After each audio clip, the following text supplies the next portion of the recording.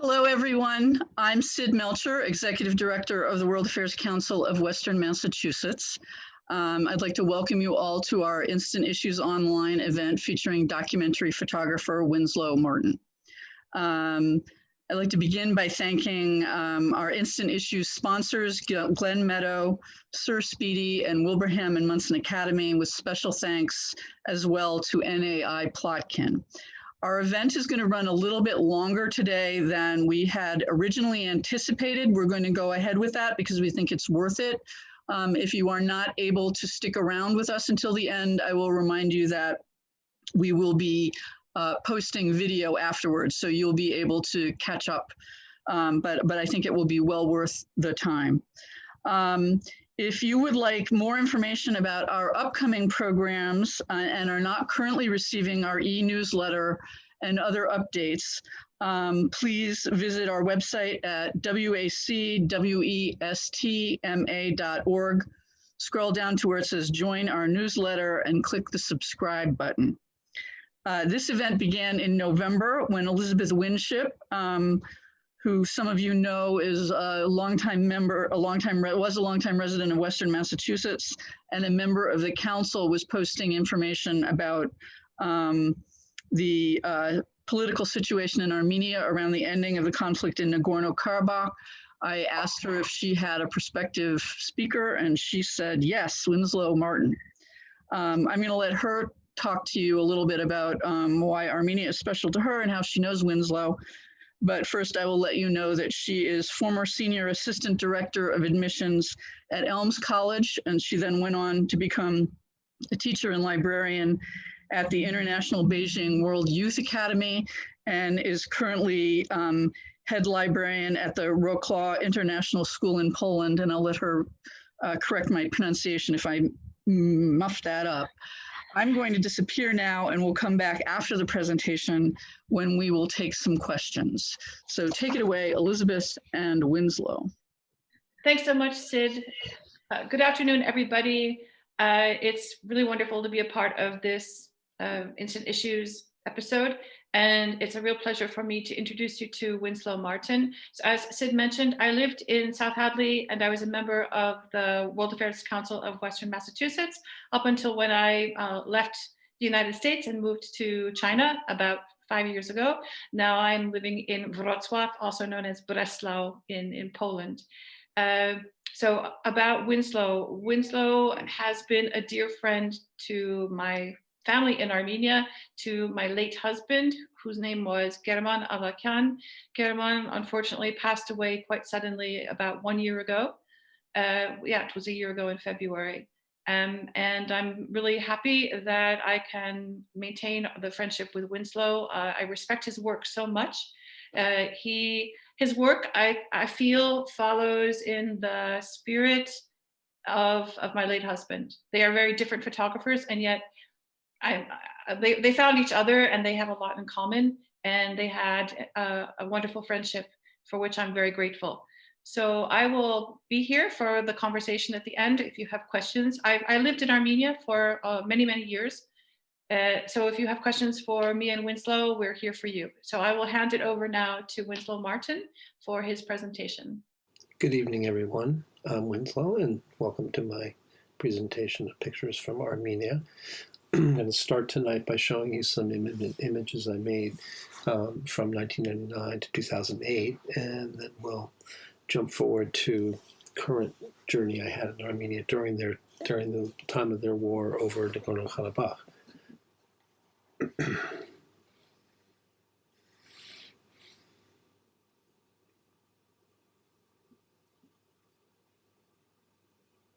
This man was a neurosurgeon. He saved lives. These are two guys living in a village. I saw talking one night in February, late, cold, dark.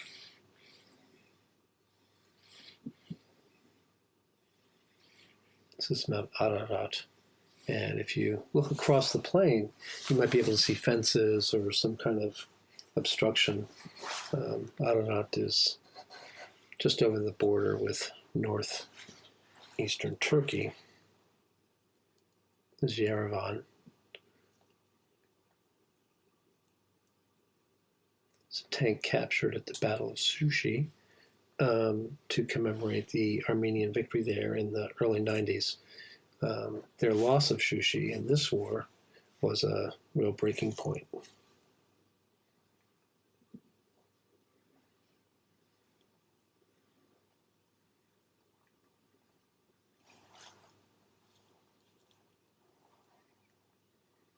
Counting ballots for a presidential election by hand. I followed them all day. Making lavash, perfect bread. Very remote village in Karabakh, near the eastern part, which is near to the border of Azerbaijan. It's important to try to learn the map, the territory when we get there. Prayer. Armenians really a beautiful tradition, long tradition of dance and music and poetry and architecture, religious art, and list goes on, but really strong in the cultural world. This on the Day of Independence, September 21st, when Armenia became an independent nation 12 years before this. So thank you so much for inviting me to share some of my experiences in photographs from Armenia made before and during the time of their recent war over the breakaway area territories of Nagorno Karabakh, or as Armenians call this hotly disputed region, and I will myself, Artsakh. In the spirit of a toast, I want to first thank my wife Corinne and son Elliot for their love and forbearance. Next, my good friend, translator and sidekick in Armenia, Maria Bagdasaryan, without whom my access and photography during the war would have been impossible. No work is that of one person alone, and they were wholly beside me in this effort. In this picture-saturated world, I will be showing just that, more pictures. Remember, these are real lives here behind the image. I ask, look at the faces, imagine the situations as best you can. What's it like to be that person, those people, in that moment? You have to wonder. I speak today not as an expert or objective journalist, but as what some friends jokingly call me an ABC, Armenian by choice. In Armenia itself, Winslow does not easily roll off the tongue, so most people call me simply Martine. I'm a New England wasp, not high regard for community or extended family or open expression of emotions there. I found a now 20-plus year passion for all things Armenian, a completely other world from my upbringing. I will always be an outsider, but have that passion too. I was touched and amazed right from the start by being welcomed like a member into so many Armenian families. You see, nothing defines Armenians in Armenia and the worldwide diaspora more perfectly or beautifully than the sanctity of family, both one's own and that of all Armenians together, like one big family. And try to get this map a little etched in your mind. You can see Armenia in the blue with the capital Yerevan strongly pointed out. And you can see that there's Georgia in green to the north, Azerbaijan to the east, Iran to the south, Turkey to the west, all surrounding Armenia. And here's a map closer up of the various regions in Armenia, governmental districts. Take note of the light orange one in the middle. And you look down to the left, and it says Yerevan, the big red metropolitan area pointed out, and big capital letters for the capital city. And you see to the south of that, in light blue, Ararat, that's the name of the district. It sees the mountain from the Armenian side. And if you go north from there, past Lake Sevan, the big body of water, you'll see yellow Davush. And in Davush, on the eastern border of Davush, which kisses the border with Azerbaijan, is Baird. I first visited the Republic of Armenia in 1999. I was captivated strongly. From the years 1999 to 2008, I visited often, traveling, without much of a plan, throughout the Republic. When anyone asked why Armenia, I simply answered because of the people. I found them to be generous, highly intelligent, proud, warm, fiery. I was also taken by their beleaguered history and their collective, determined will to thrive as a people and a new independent nation.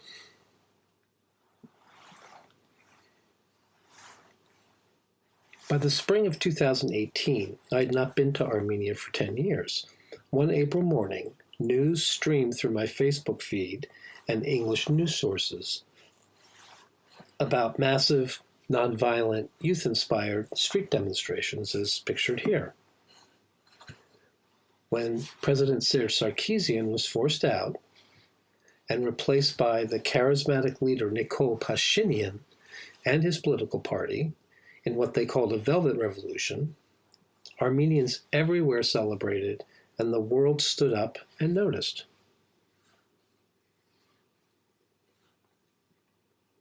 Pashinyan, here posing for selfies at a wine festival a year later, was seen as a modern man of the people, with an anti-corruption reform agenda. It was time for me to return and see for myself an Armenia filled with the possibilities of a new hope felt by nearly all, except for the old guard. I've been 4 times since July 2018, most notably in September of 2020. The virus upended Armenia too. Lockdowns, escalating numbers of cases, huge disruptions in the tourist, hospitality industries and other economic sectors, remote schooling and universities, shuttered public venues, etc. But by September, cases were down, and they opened the country up to international flights. I booked mine through Charles de Gaulle Airport and landed in Svartnots, the capital city of Yerevan's airport, on September 17th. I knew my time there would be unlike all others before.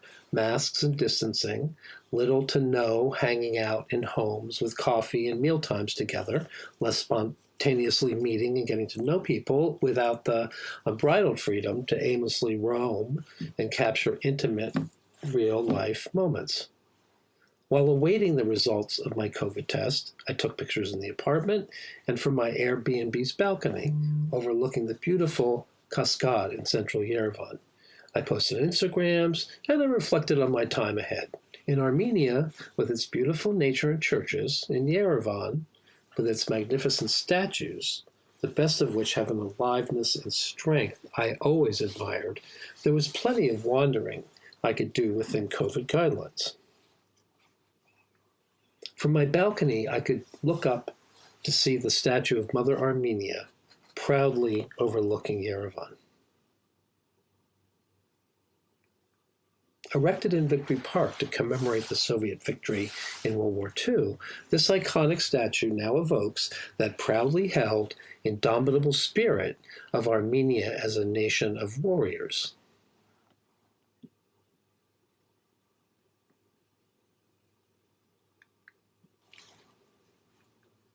I stopped by the moving statue of Komitas, that brilliant musician and priest who in the early 20th century composed the soul-filled divine liturgy sung in Armenian churches every Sunday.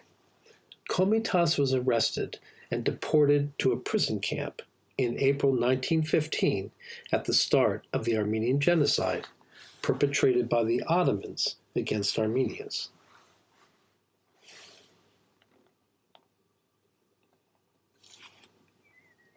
Led by the triumvirate of Talat, Enver, and Jabal, upwards of 1.5 million souls were systematically murdered, more brutally deported.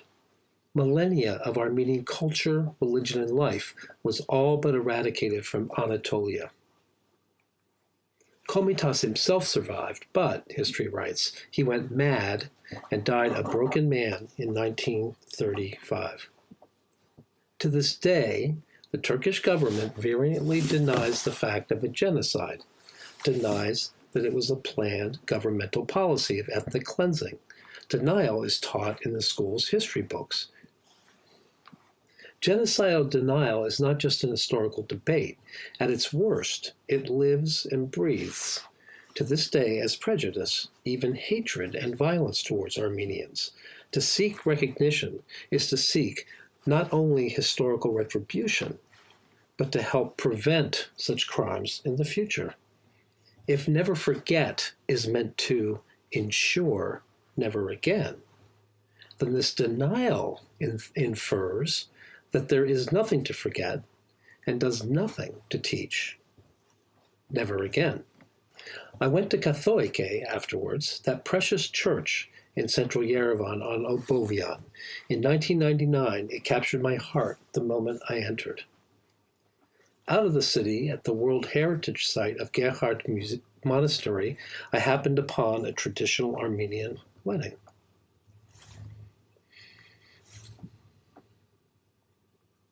From the parking lot, I photographed a large hill with a cross, small to the eye, glimmering through the fall leaves.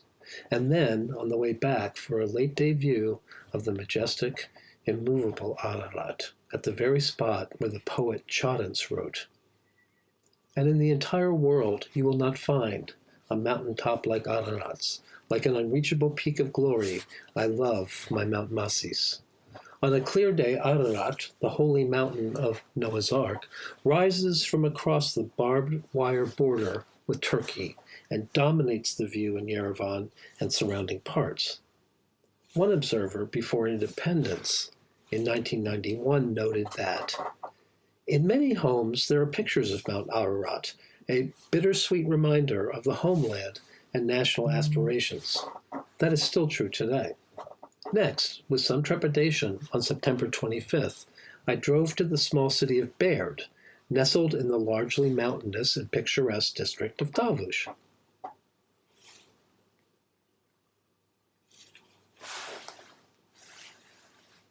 Tavush touches Azerbaijan along its entire eastern border. I took you to this location on the map before. Trepidation because in July of 2020, there had been brief but deadly border skirmishes between Armenian and Azerbaijani troops in Tavush proper. Some locals in Tavush say Azerbaijani farmers need Armenian water for their dry lands. But events showed it was more than that. Adding fuel to the fire, on July 14th, a kind of war fervor raised its ugly head in Baku, the capital of Azerbaijan, when upward of 40,000 protesters stormed the Houses of Parliament, calling for a war against Armenia. Although things calmed down, this was another harbinger of things soon to come. I'd gone north to research a future photo project on border villages and to photograph wine and brandy grape harvesting.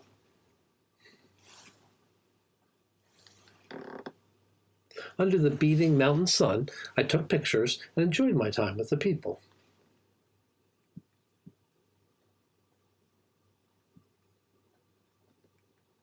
David pointed to Azerbaijan sniper positions just over the border from where we were standing, which, he said, tested their serenity and safety every day while they picked grapes or just went about their daily village lives.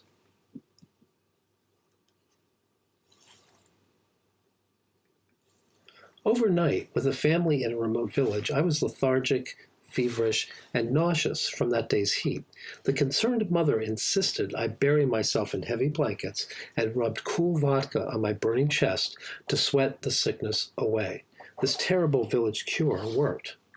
I woke up refreshed and to the news that Azerbaijani troops had begun a large-scale military assault on Artsakh. The husband insisted we leave immediately for Yerevan. Later that day, Pashinyan addressed the nation. I watched while Maria translated. The speech reads, in part, "The government of the Republic of Armenia has declared martial law and general mobilization. Early this morning, the Republic of Artsakh was subjected to Azerbaijani aggression. We have always realized that the anti-Armenian hatred and hostility that the Azerbaijani dictatorship has fed its people for the last several decades would one day lead to this. The situation becomes even more complicated with the pandemic. And we will win. We and our progeny will live in a free and happy Armenia, a free and happy Artsakh. Roots of the conflict. Historical memory in the Caucasus is measured in terms of centuries. People often discuss events that took place hundreds, if not thousands of years ago, with an urgency unparalleled in the West. For Armenia, geography has been a key to its fortunes and misfortunes most of its recorded history. The current Republic of Armenia and Nagorno Karabakh combined is but a fraction of the territories historically known as Armenia for millennia. Though the roots of the conflict in Nagorno Karabakh run deep into history, is hopelessly partisan and very complex, I want to put a few things in historical perspective. Armenians have populated Nagorno Karabakh for over 1,000 years. Churches dot its mountainous terrain dating back as far as the 13th century. This map shows in yellow, in western Armenia, what had been all Armenian land before the time of the genocide. The impact of Soviet nationality policies on Armenia is difficult to overestimate. Geographically the smallest Soviet Union, Armenia lost land and population to almost all of its neighbors around the time the USSR was created in 1918, especially and incalculably their vast ancestral lands in what is in yellow on this map and can be justifiably called historic Western Armenia. Karabakh had been under Russian rule since 1823. When the Russian Empire dissolved in 1918, tensions between Armenia and Azerbaijan ignited over Karabakh, which was home to an ethnic Armenian majority. At first, it was decided that Karabakh would be part of the Armenian Soviet Socialist Republic, SSR. But in 1921, with one stroke of the pen, Stalin went against the decision of the Soviet Caucasian Bureau. The creation of the Nagorno Karabakh Autonomous Oblast, NKAO, was formalized under the jurisdiction of Baku in 1923.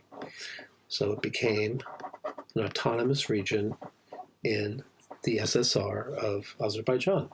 Stalin's was a conscious decision to sow discord among ethnic groups, divide and rule. They're against each other. It increases their dependency on Moscow.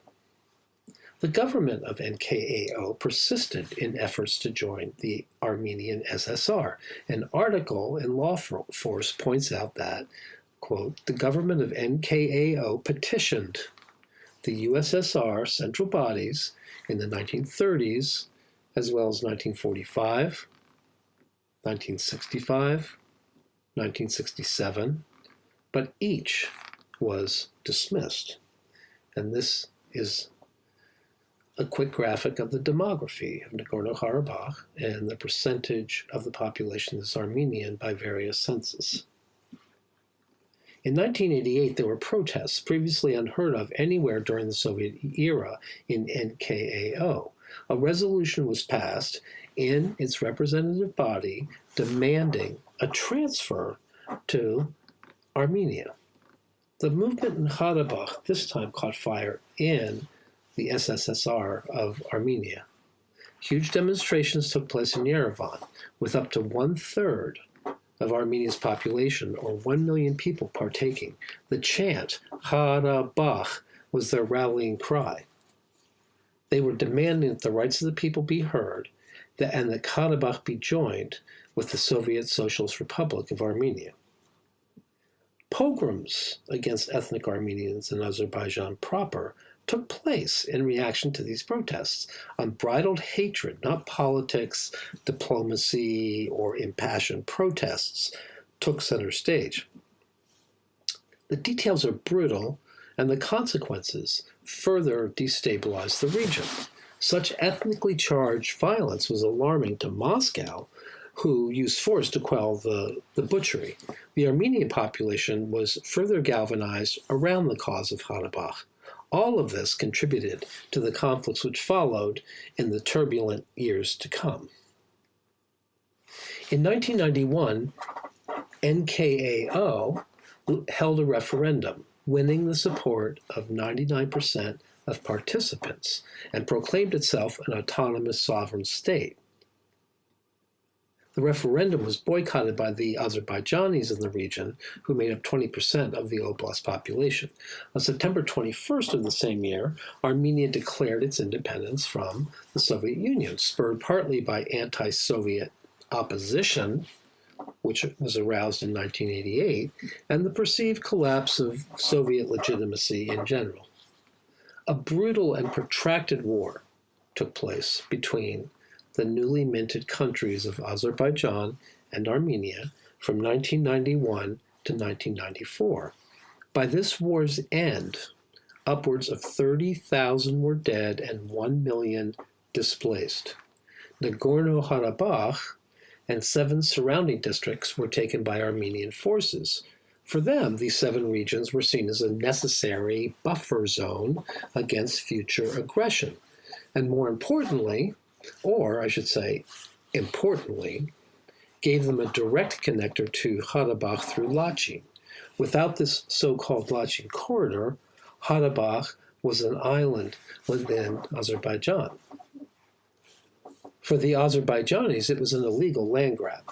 For Armenia, Karabakh was an autonomous, ethnically Armenian region whose borders and interests it was theirs to protect. For the international community, Karabakh was not recognized as independent, and these 7 regions were considered occupied territories. The uneasy accord signed in 1994 has plagued the region since.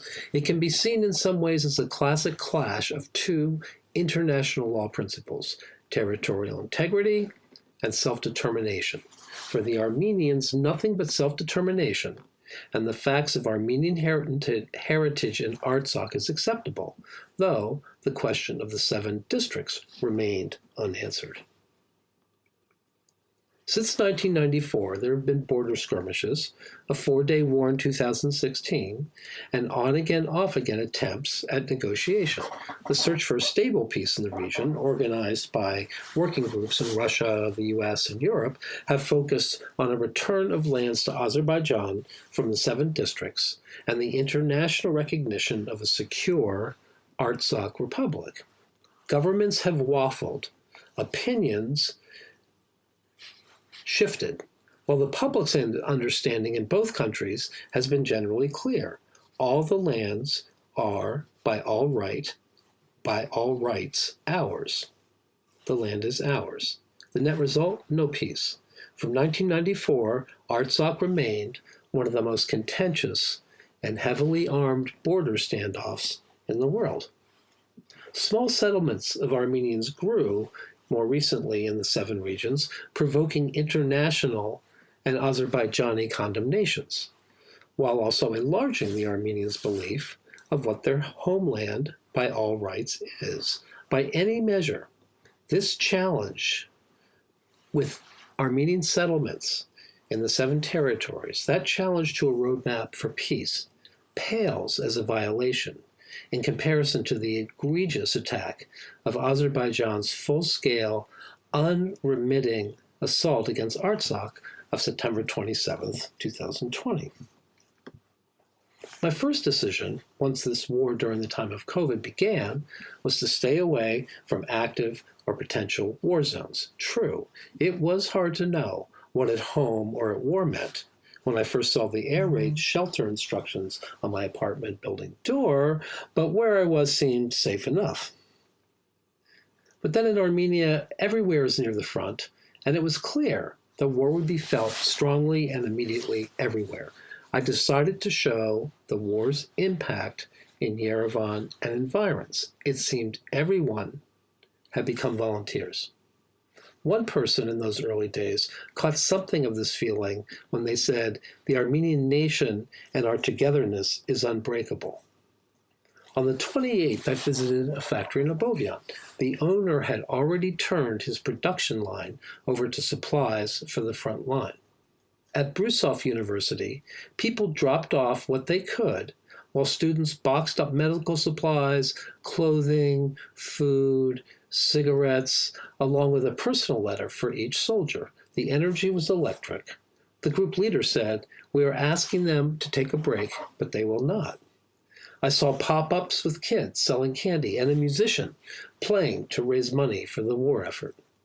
And outside my window, looking down on the cascade one Saturday morning, a book sale, which drew a nice crowd and was set up for the same reason. Despite no publicized demand, the news showed long lines outside blood banks. By the time I was permitted to take pictures at Ostenik Hospital, concern about COVID demanded a quieter, more orderly process inside the hospital. One teen got very upset when told she was too young to donate. The head nurse, Lucine, observed that even the home front is standing behind the soldier. An unexpected and inspiring project was organized by a committee of artists making camouflage nets for the army. I was surprised such a need with such a laborious solution arose, but it was inspiring to see. It was collegial and painstaking work. Singers, dancers, musicians, stagehands, all pitched in on the stage of the Opera House, which had been shuttered due to COVID. The musical director, pictured here, spoke of their purpose. "We will win in this or other ways. It is all about being a good Armenian and winning." And by we, he meant them and everyone everywhere. Walking around one late afternoon, we heard a heartening sound, the closing bars of a classical music piece. The director of the Komitas Conservatory, Natalia Galstyan, orchestrated an outdoor concert. Her son, you see, was on the front, and she explained that it was really all she could do to distract from and channel her anxiety. Called One Song, One Strike, the performance was meant as a call to solidarity, and in that, a strike against their adversary. It is estimated that 90,000 people, mainly women and children, were driven from all parts of Artsakh to Armenia. They had fled hastily, carrying little to their name. This humanitarian crisis was met in Masis, a picturesque 1/2-hour drive from Yerevan, with a citywide volunteer effort. In addition to signing up to receive housing, food, medical care, etc., masses of clothing were donated for the refugees from Artsakh. Some refused to be photographed, others simply ignored me as they rummaged through the piles of clothes in a room at City Hall. There seemed to be something for everyone.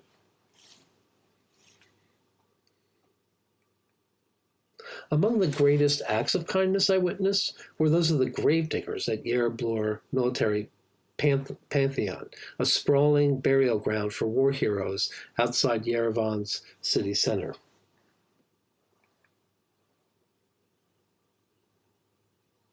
They dirtied and strained themselves, hoping to keep up with what would be for me a horrific, unimaginable task, but was an essential one for the nation. Unquestionably, the bravest sacrifice and act of giving to the cause was made by groups of volunteer soldiers. These are not volunteer soldiers as we know them, who join the regular army. Some of these groups were created almost overnight. Friends asked friends, relatives banded together, neighbors in school or workmates brought each other. Whoever, whatever it took. We drove by such a group of men of many ages, who organized themselves within days of September 27th. After considerable convincing, the commander allowed me to photograph their departure for Artsakh. Their iron will, eagerness, and certainty of victory was palpable. Their main point was they wanted to go. Physically prepared or not, mentally they were all there. It was left to their families and friends of friends to show the anxiety brought on by the departure and the uncertainty of outcomes. They waited, bid farewell, filled with emotion.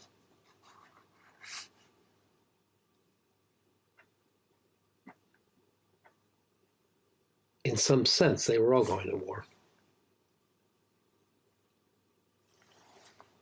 I earned the trust of HOB, the Armenian National Army. HOB was an all-volunteer network of both men and some women formed during the First Karabakh War. They were always ready to fight when the need arose, and this was such a time. While there is controversy surrounding some of their actions in the past, they are storied defenders of Armenia, known for their rabid devotion and the skill of their glory days. On September 30th, they gathered and were individually vetted for their preparedness outside their group's main office. They swapped war stories, planned for their departure, debated strategy.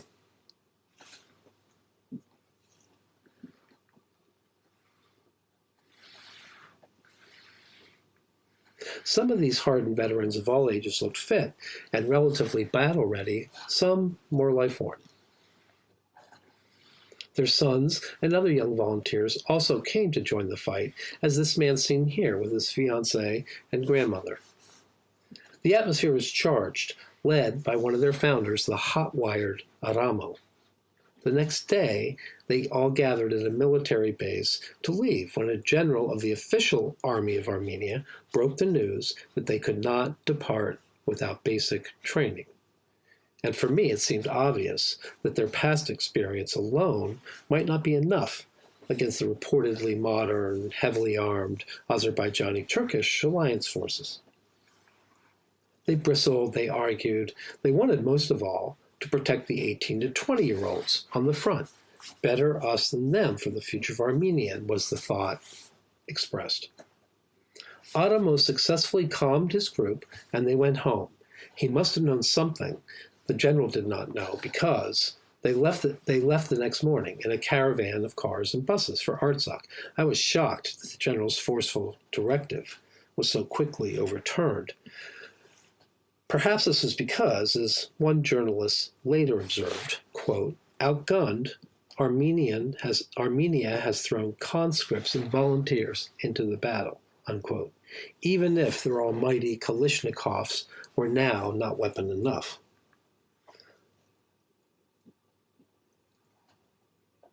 On Saturday, October 3rd at 6 p.m., the nation was called to pray in churches everywhere. I went to St. Gayane in Echmiadzin, home since 301 to the mother church of the Armenian Apostolic Church. Armenia is proud to be the first nation in history to adopt Christianity. This is in their marrow, a nation which prays not just to their God, but for their people. On this, the seventh day of intense fighting, the conflict had shown already its ugly face. This was not to be a quick war, as in April of 2016. That much was already clear. The threat and cost would be of a different order of magnitude. That night, the stress, the grief, the inevitable tears, and the hope of prayer was unrestrained. Perhaps by reflecting on what was hard and seeking solace, the jagged edges were also sharpened. It was a large gathering, concluding with the Catholicos Karakin II, the head of their church, wading through the crowd to touch foreheads with his blessings. The next day, at St. Sarkis in Yerevan, and every day after, prayer rituals continued en masse on Sundays and in more solemn, private moments throughout the week, throughout the land.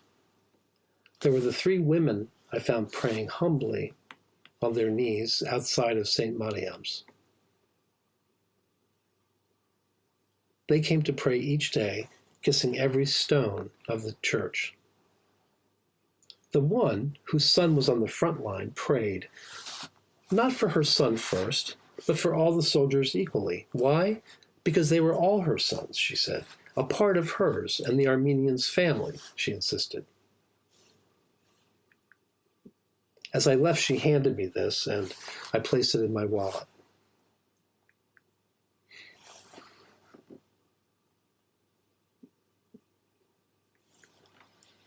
Usually vibrant Yerevan displayed patriotic signs of war throughout the city, but seemed eerily quiet, especially at night. COVID in wartime can do that.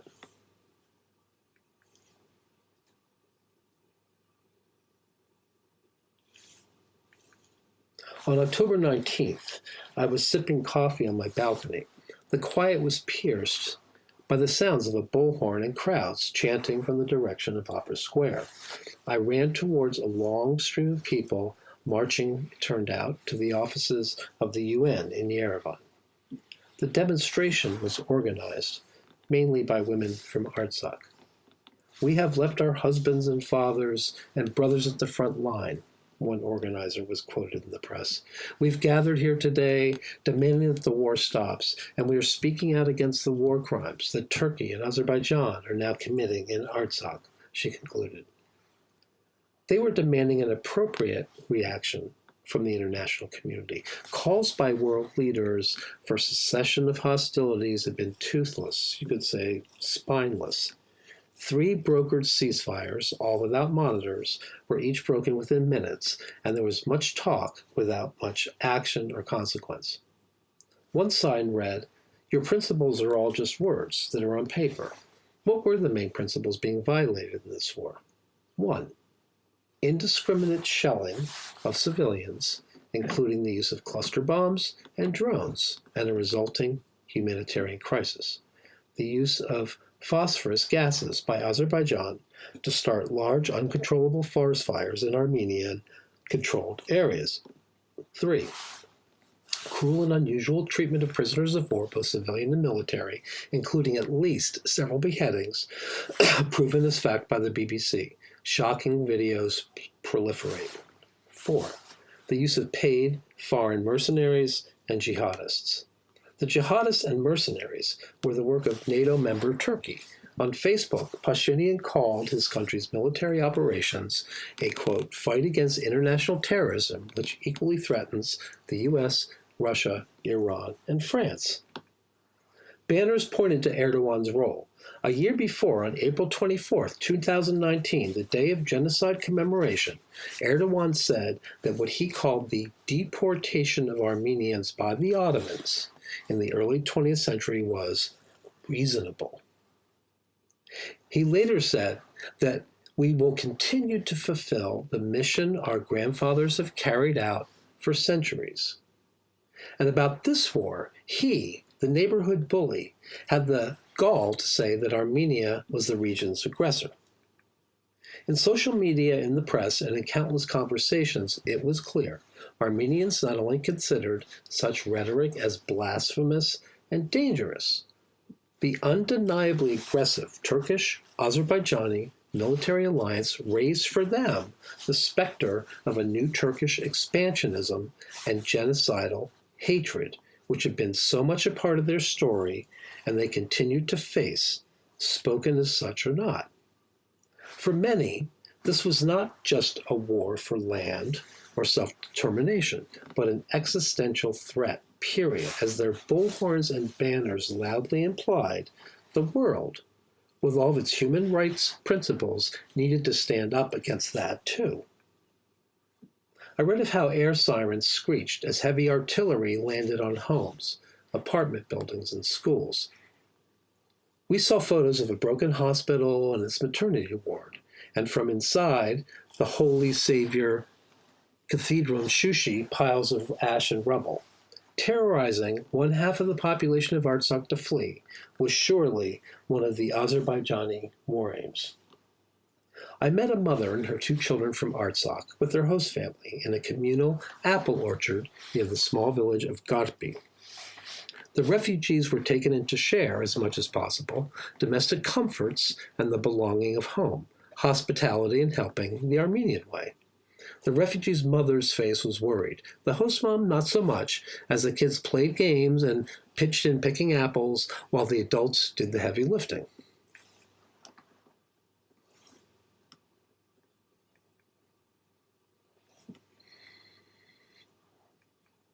Neighbors from the village also stopped by to check out the apples and say hi. Our time ended with a simple meal of farm-fresh food and a toast for victory. Ludmila, a refugee from Stepanakert, was, with complete respect, called the general. She organized everything, and her word was final. There was at times an understandable heaviness about her, yet she was profoundly grateful for the entire apartment in Metsamor a woman friend had given her and her extended family.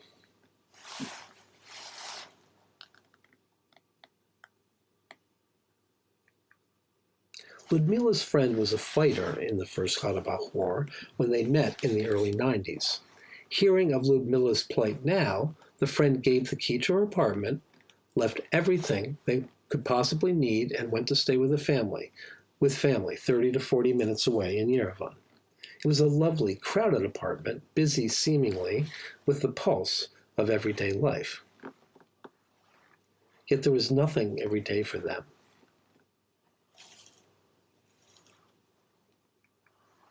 Ludmila talked about the panic and chaos of leaving Stepanakert. Without a plan, she followed others to a crowded bus, only with her beloved dog wrapped in a blanket. She was given a seat right away, it turned out, because someone thought she was a grandmother holding a baby, not a pet. She smiled now, but it was not so funny at the time. She told us more about the stress of waiting for her family to escape and meet in Armenia, of how her husband was killed during the First Karabakh War, and that every family was touched by personal tragedies from that time. Ludmila became visibly emotional, showing pictures of her grandson.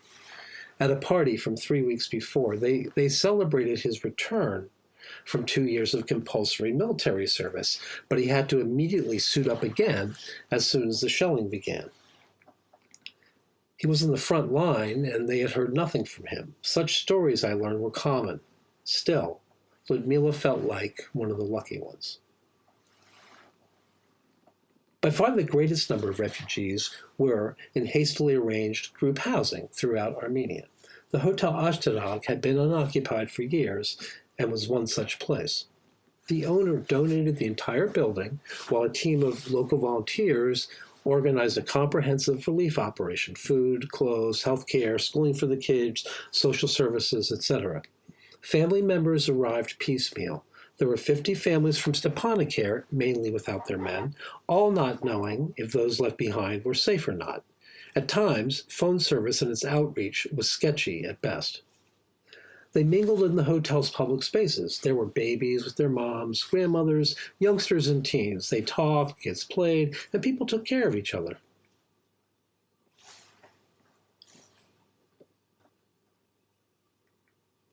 A few invited us into their rooms. One mother explained, when her son flinched at my camera, he has epilepsy and is lost without his father. Young Edward's father showed us a video on his phone to brag about Armenia's military prowess in the war effort. I was shown a lot of pictures and videos during the day. A grandmother sat with kindness in her eyes.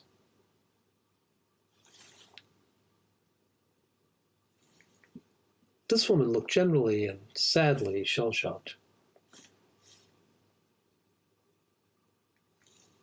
While another, a younger mother of 3, cried quietly as her feverish baby slept nearby.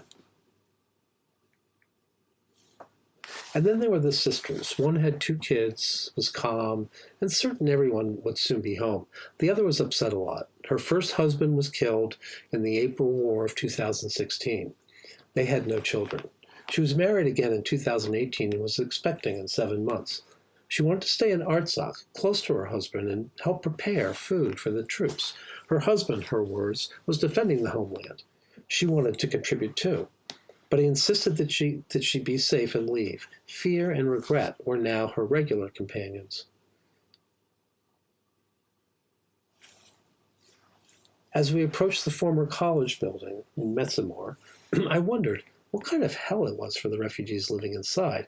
Among other things, word had it might be a COVID trap. There was no running water, no heat, broken walls and ceilings. My pictures may not show how run down it was, because they cannot capture the smell of stale air and mildew. And yet volunteers from Metsamor, who, like everyone, were fighting their own kind of war, nobly provided safe haven for these suffering souls. For now, this was their home. The place was, as in the Hotel Ashtanak, and probably all other refugee centers across the country, teeming with children of all ages who were full of energy and, as babies are, with occasional tears. They played tag outside.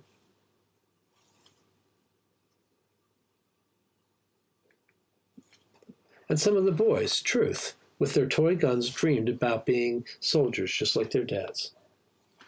It was a makeshift community where the women busied themselves or sat around making the most of it. They always put out food for us despite their simple, meager means. And how heartbreaking it was seeing the old woman lying, gravely ill, pressed against a dank wall in her temporary bed. The daughter decided her mom could not bear the news. The old lady's son had been killed in the war. She died in that very same bed days later. Surely there were many heartbreaks both then and with more to come. By late October, much territory had been lost to the Azerbaijani forces. Wounded soldiers were filling Yerevan's hospitals, as were coffins, the cemeteries. Flower shops and stalls were especially busy these days. The Hob group returned, with some who were wounded, some with stories of tragedy, deceit, or bravery, all happy to be home and eager to return.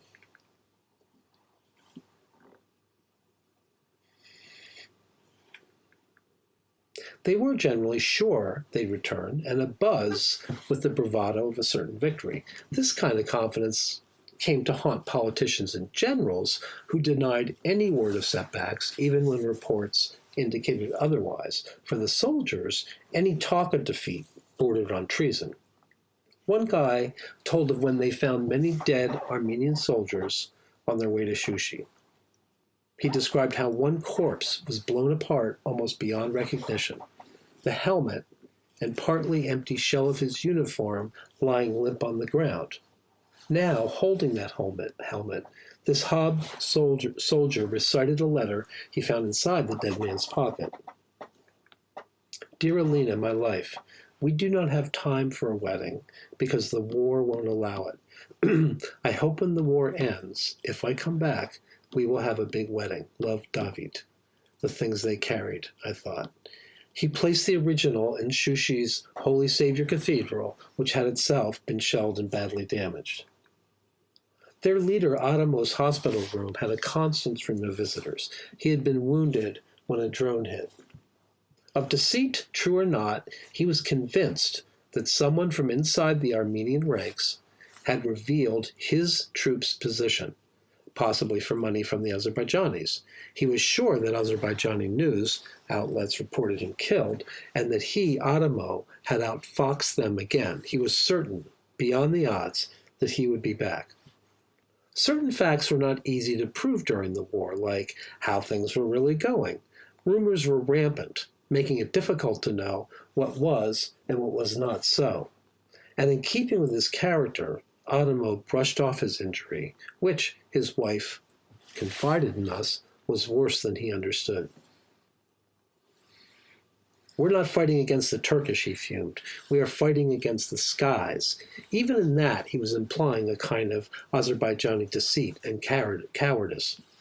Ironically, without meaning to, he was also referring to the drone warfare which he could not countenance, but was overwhelming the Armenians on every front. This was a fact. I never saw the blood and guts my fellow photographers did in the war zone. I was kept from the most severely injured, some struggling for survival in the ICUs throughout Yerevan's hospitals. COVID cases had exploded, overcrowding hospitals, along with growing numbers of wounded. I had met the war-hardened Rambo, as they called him before. He was transported from Ascalon to Balajo, to Hadrut, to Martuni in Artsakh, to Sisyan, and then to Erebuni Hospital in Yerevan. He pulled back the sheets to reveal his wounded leg without hesitation. Armenian hospitals are a family affair, bringing full meals for everyone, staying all day, and often spending the night is typical. 20-year-old Ashod Asadarian's mother prayed day and night that he would be wounded in the foot and return to the safety of home. Ashod was in the regular army on the line of contact. The bunker was crowded on October 27th at 7:30 a.m. He had taken a leadership role in his small troop in place of their wounded superior officer. When he jumped out to check on others, an explosion injured his legs, just above his feet. His mother's prayer, if not in exact detail, came true. Hrachia Martirosyan was struck in the same attack as Adamo. Shrapnel had entered frighteningly near his spine. It was unclear if after yet another operation he could return to greater mobility, though he knew he was badly hobbled already from the explosion. He praised, with feeling, the doctors and nurses. They forget about their homes and families. Exhaustion does not change their kindness and care. They are fighting like we are fighting. They are God's heroes. Regiment Commander Vaskan Hagopian visited his men in the hospital.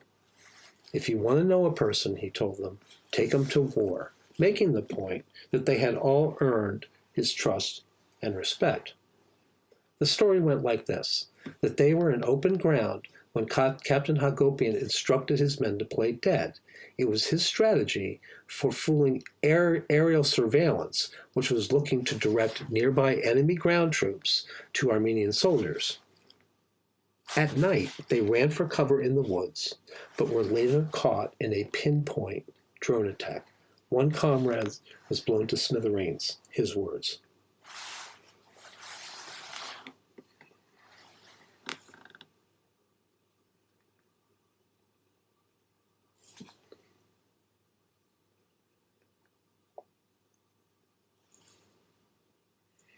And then there were the families I met.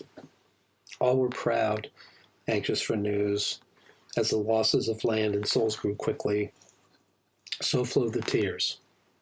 Artyom had been back from the military a few months when the war started. He was eager to join the fight.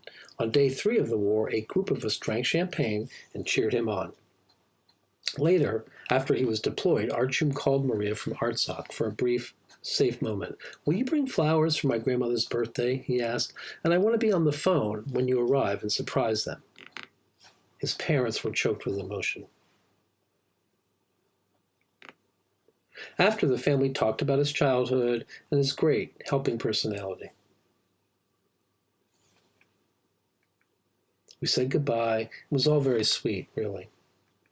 And we were happy to meet Artyom again for coffee and talk a few days after the war's end. Levon, a father of 2 young children, promised his mother he'd be back in 10 days to finish the home renovations he had just begun before the first shots were fired. Instead, he lost his life. The mother was, of course, inconsolable, as was his dad, who silently showed me childhood photos. He could not let our eyes meet. Too much shattered emotion. The wounded man with crutches talked too much about how his friends died near to him and how he'd sent back a piece of earth with the body so his family knew it was not all for nothing. But their faces showed it felt otherwise, just too much to bear. I tried, but could not imagine their pain. I whimpered after, imagining my 18-year-old boy being called to war, let alone being MIA or dead. I came closest to the highest price paid by family at the funeral for Sarkisian Gadagic. He was a 67-year-old grandfather and veteran of 2 wars. Why did he have to go? Hadn't he done enough? His wife and daughter wailed. Despite pleading with him to stay, Bapi, as they called him, insisted that he must go for the nation. He did not just go, he paid for it with his life.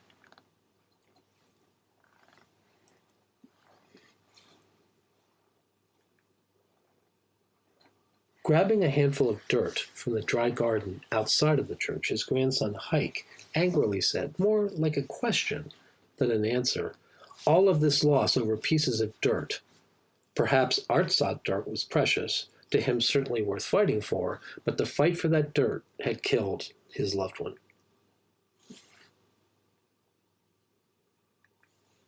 Outside the church was a scene now familiar throughout Armenia.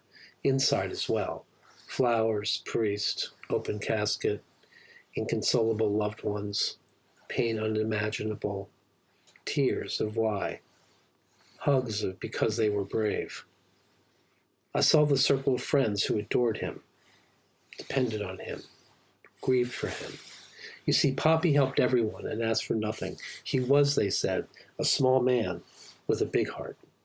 After I visited his home, Sarkeesian's wife led me to their bedroom first.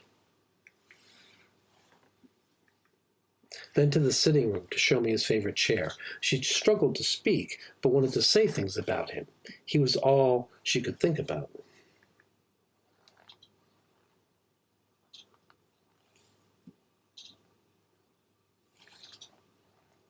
Bobby was buried at Yerevan, that 50-acre burial ground for military heroes, both famous and not, where I had seen earlier the volunteer gravediggers. If there were a poem for this time, it might start with, "All roads leading to Yerevan are dressed in black." Dressed in black.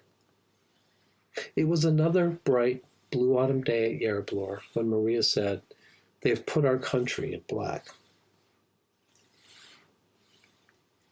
With its striking headstones and memorials, I had remembered Yerevan as a well-groomed, peaceful place of remembrance. I was completely stunned and shocked to see its chewed earth. The heaps of decaying flowers overlooking the city. Scores of huge wreaths, new temporary markers with dates like 2002 to 2020, telling us it had only been 18 years of life for this martyr, and that one too. And burials all around, just way too many burials for the mind to understand. I remember the rotund general, who had seen it all, admitting, as he opened up to us, that he could not keep his tears back any more at Yerevan. Just too many burials. Too many.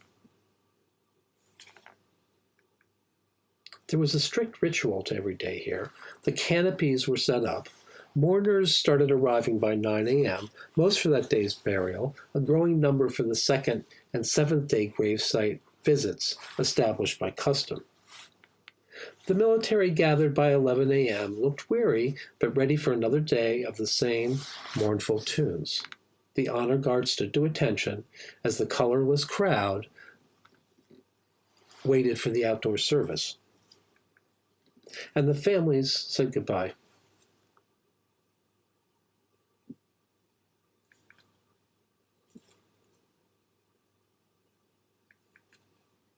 After, men only walked slowly, unconsciously in lockstep, to the gravesite, where they helped prepare the grave and laid the soldiers to rest.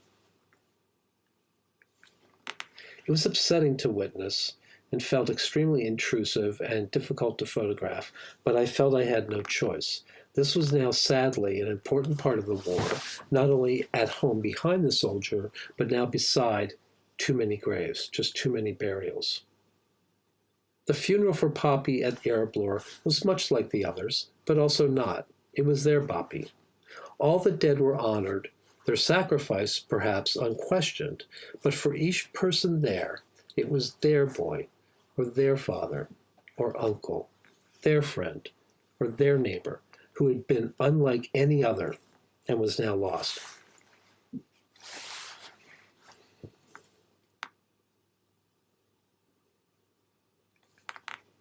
On the 43rd day of fighting, I was given the green light to photograph Hob volunteers training with live ammunition, along with soldiers from the regular Armenian army.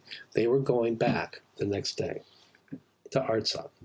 Waiting for access in general was a big and frustrating part of my journey, but now I was finally permitted to enter a secret military training base somewhere in the middle of nowhere. Once there, don't do this, don't do that, quickly became nobody paying any attention to me. Just as I like it. After, they posed and postured for Facebook and posterity. But their return to defend Artsakh was not to be. I woke up the next morning, 44 days after September 27th, to the news that everything had changed. I've made a difficult, extremely difficult decision for me personally and all of us. I have signed a declaration with the presidents of Russia and Azerbaijan on stopping the war starting from 1 a.m. This is not victory, but this is no defeat as long as you do not think of yourself as defeated. This must become the starting point of our national unity era of revival. Nikol Pashinyan, November 9, 2020. The New York Times calls it a deal. For the Armenians, the losses were incalculable. At least 5,000 dead, most barely men, and more either MIA or so mangled that only DNA tests could identify them. All 7 districts in Artsakh lost, including the Lachin corridor lifeline. Most devastating was the fall of Shushi, the soul of Nagorno Karabakh, located on a fortress-like promontory in the heart of Artsakh, 10 miles above Stepanakert. It was this last act which ended the war, making a settlement necessary before the collapse of the entire Republic of Artsakh. In the signed negotiation, the status of Artsakh, as it remained, was not resolved. The Armenian presence there was not wiped out, but neither was it secured. The refugees have started to return, but with a much greater level of insecurity in every way, and the feeling that guns were now pointed straight at them every day from all directions. And first, they must rebuild, and they will. For the Azerbaijanis, all of Armenia's losses were their gains. They had recouped much of what was lost in 1994, scored a national victory with Shushi, and now bordered the entire eastern stretch of Armenia's border from north to south. The buffer zone was gone. New trade routes were opened through Lachin, and they had achieved clear military dominance in the region. Just for now, dreamed most Armenians with that beautiful, eternal sense of hope of theirs. And yet it was not a total victory for Azerbaijan either. Russia had played the kingmaker. Russian troops were to be dispatched to the region for 5 years in order to assure the terms of this agreement, so-called peace negotiators. This was a long-term stopgap, not long-term peace. It looks like, once again, Putin was the one, clever, shifty chess player in his regional positioning. Many Armenians took some comfort in this. Russia has a vested interest in Armenia, and as a protector, prefers an uneasy balance of power to an unchecked Azerbaijan and Turkish dominance in the southern Caucasus. Putin had, for his purposes, played it masterfully. The West stands by with little credibility or positive influence to stand on. There are oil politics and important shell games with Turkey and Russia. The introduction of jihadists into this struggle seems of little concern to the free world. Only Macron has taken a principled stance, even if his will or ability to do much with France's influence alone is limited. The region is, for the Western Alliance, yet another piece of a geopolitical puzzle more than anything. My murky crystal ball tells me nothing about where this all will go. What ensued in Armenia was marked by anything but our national unity. The unity of September 27th was swept away in a wave of violence, anger, and protest, which looked very much like a war from within. From The Guardian, news of the deal set off protests in the Armenian capital. Hundreds of people took to the streets and stormed government buildings. The Armenian soul had been torn open by their losses. Uncertainty and volatility seemed to fill the news and the streets of Yerevan. I went down to the Houses of Parliament the next night.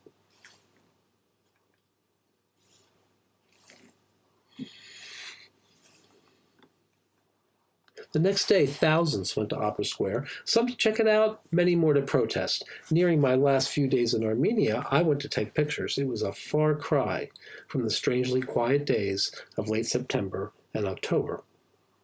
I was struck by the bitter irony of a woman from Karabakh yelling at a phalanx of heavily geared riot police, any one of whom, I was told, could have been in the war, many of whom certainly were. Eurasian Net reported that the rally was organized by a coalition of parties that have recently banded together to lead opposition to Prime Minister Nikol Pashinyan, seeking to take advantage of his weakness following the loss in the war.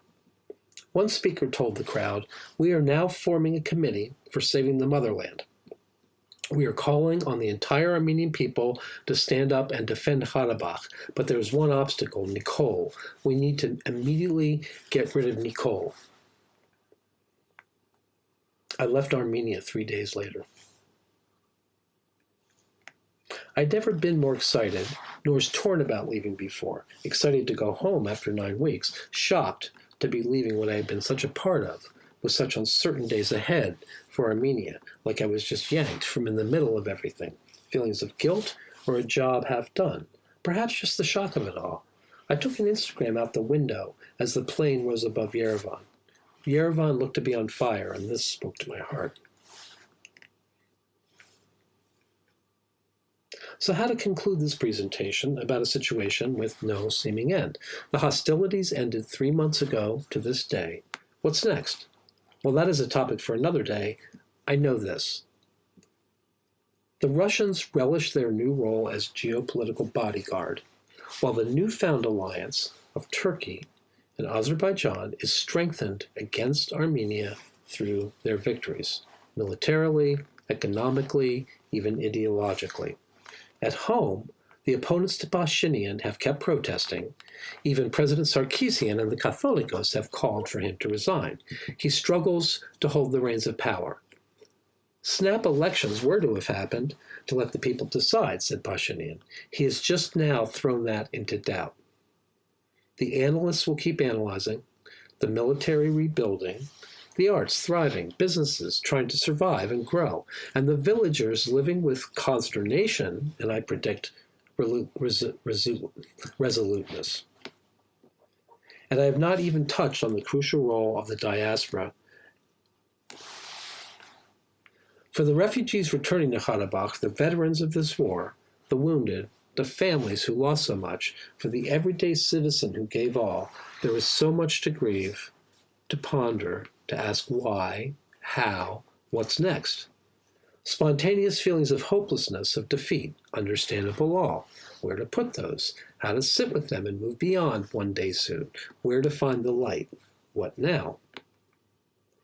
Armenia faces new challenges, chief among them, greater existential threats. The easier out of just blaming others with anger, even hatred in their hearts. But you see, Armenians are builders. The smart ones will not let only recriminations cloud their view, or let old corrupt ways poison the well. Yes, look back to not repeat what went wrong, but this with an eye to the future, by building a stronger military, better educational opportunities, and a stronger economic future together. For together is greater progress than a war from within. Debate and disagreement, of course.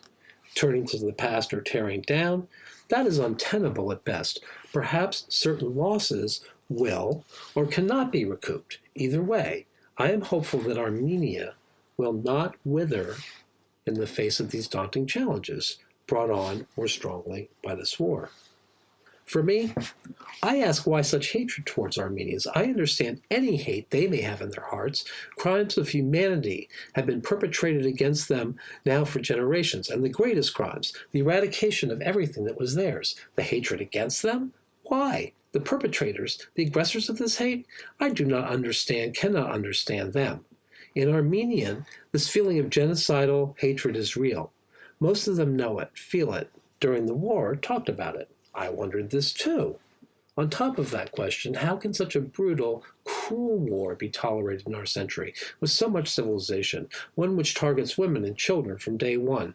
All while, as those protesters from before said, the world preaches humanity but chooses to fall asleep when it is needed somewhere most. So, I ask that hopelessly innocent but timeless question, why can't we, how can we all just get along? And then I'm reminded, like a cliche, because it is so good, of the famous poem by the American Armenian William Soroyan. In 1935, he said first in prose, quote, "I am no Armenian. I am an American. Well, the truth is, I am both and neither. I love Armenia and I love America and I belong to both. But I am only this, an inhabitant of the earth, and so are you, whoever you are. I tried to forget Armenia, but I couldn't do it." And the famous poem reads, in part, "Go ahead, destroy Armenia. See if you can do it. Send them into the desert without bread or water. Burn their homes and churches, and see if they will not laugh, sing, and pray. For when two of them meet anywhere in the world, see if they will not create a new Armenia." And so, to end with this, for me, I am often told, "Meg spasum yektes," we wait for you. I will return as soon as I can, and ABC, for the love of the people. They will endure. My faith, my hopes for Armenia rest with them. Shnodagali Chun, thank you. Thank you, Winslow. If anybody has any questions, I invite you to type them into the chat and the Q&A. Elizabeth, I don't know if you have anything to ask Winslow or chat with Winslow about. We'll give it another maybe 5 or 10 minutes, and if there are no questions, then we can end, but let's see. Thanks, Sid. Oh gosh, I don't know where to start. I just want to express my thanks for a really beautiful presentation, beautiful and painful.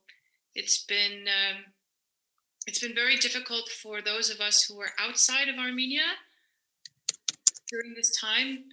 Winslow, this is going to sound strange, but you were fortunate to be there in the midst of that hell. And on Facebook, I was in contact with many Armenians or people who are connected with Armenia who are on the outside. And we have had our own kind of hell trying to understand what is going on, put all these pieces together. And there are so many pieces to this picture. So again, I want to emphasize how beautifully I think Winslow has given a balanced and comprehensive picture of what has transpired. And I want to just express my appreciation for that. And I would encourage people to ask some questions. Jake Amour says, brilliant. Okay. Jake Amour, do you have any questions? How many people watching today with us, there are now 14 participants, how many of you have been to Armenia? Anybody? You should go. Beautiful. Nicole Simmons has raised her hand. Hey, Nicole. Has anybody been to Karabakh?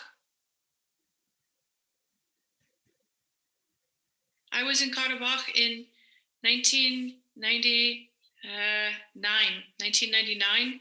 I traveled to Stepanakert, and then I went to Agdam and also Fizuli. Agdam and Fizuli are major cities in the so-called, what was the buffer zone. And these are cities that Azerbaijan now has control of. And both of these cities are pretty much empty. After they became buffer zone, there was no attempt on the Armenian side to repopulate them or to develop the infrastructure. They are basically ghost cities. And I believe that Baku is now planning to develop both of them. Winslow, have you been to Karabakh?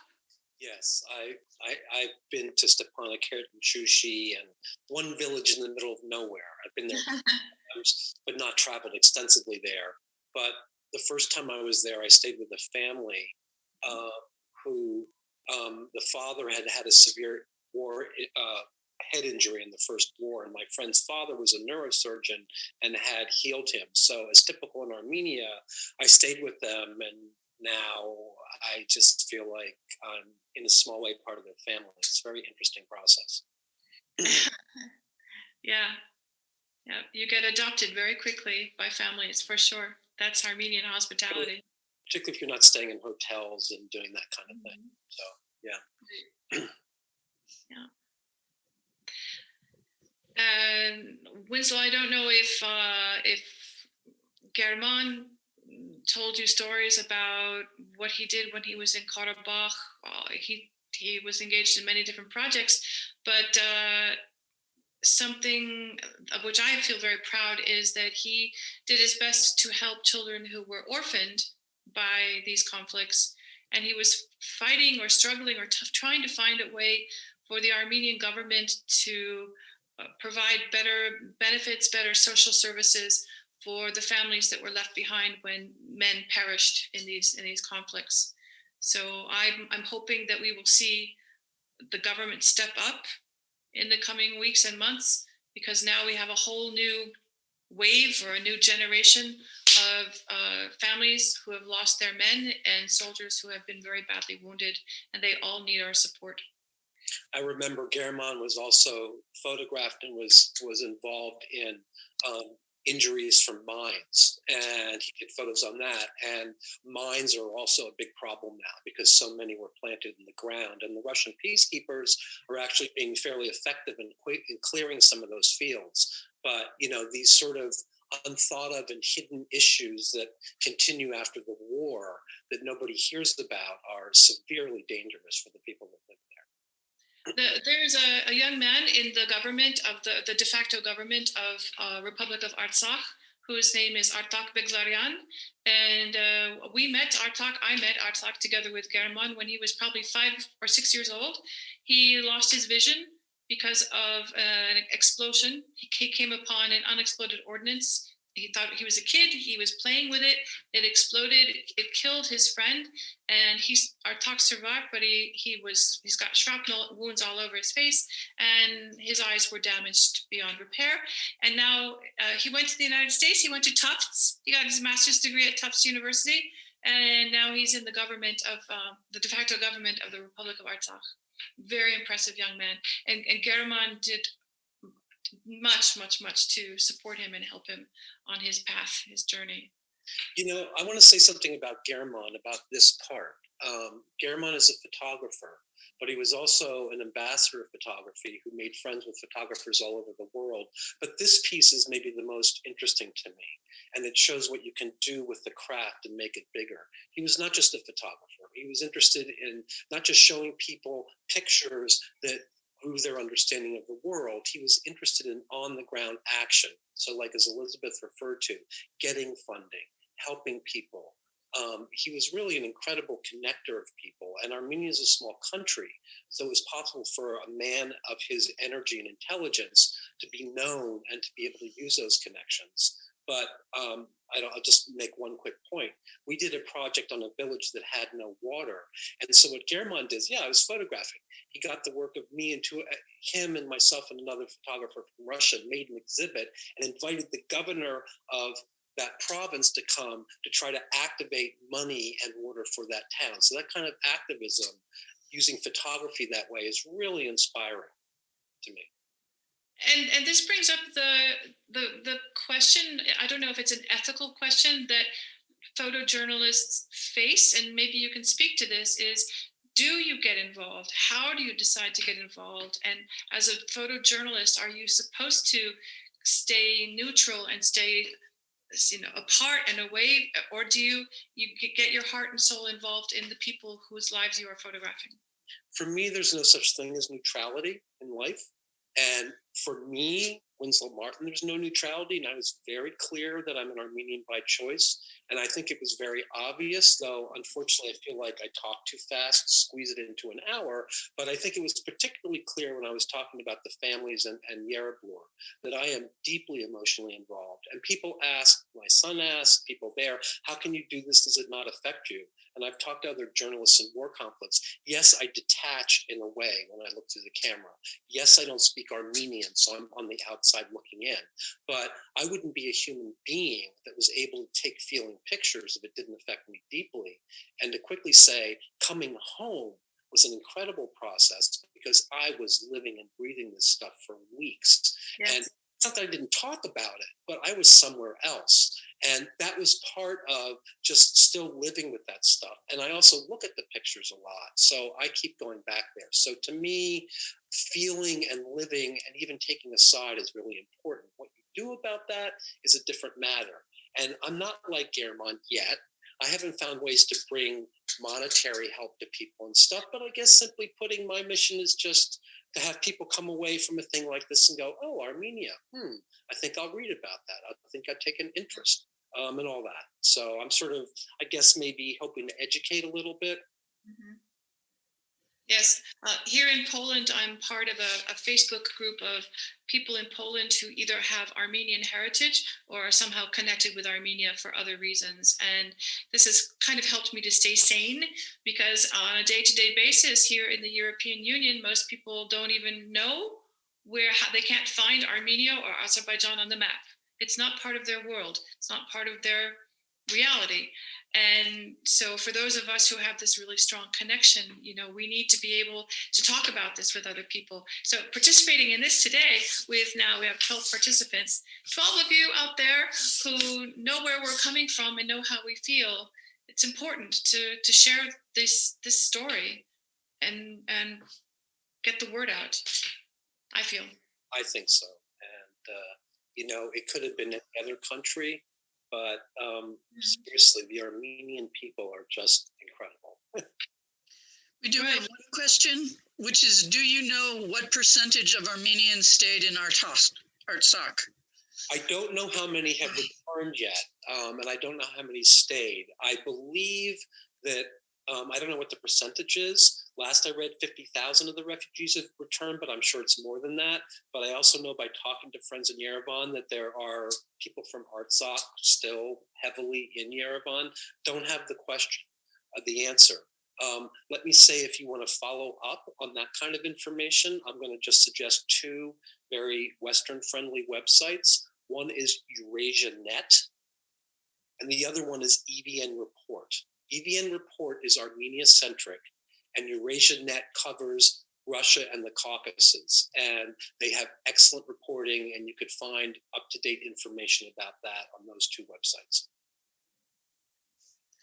I am getting anecdotal stories about families who've been hosted in Yerevan and other parts of Armenia who, at a certain point, now that the Russian peacekeepers are in place, they made the difficult decision to go back.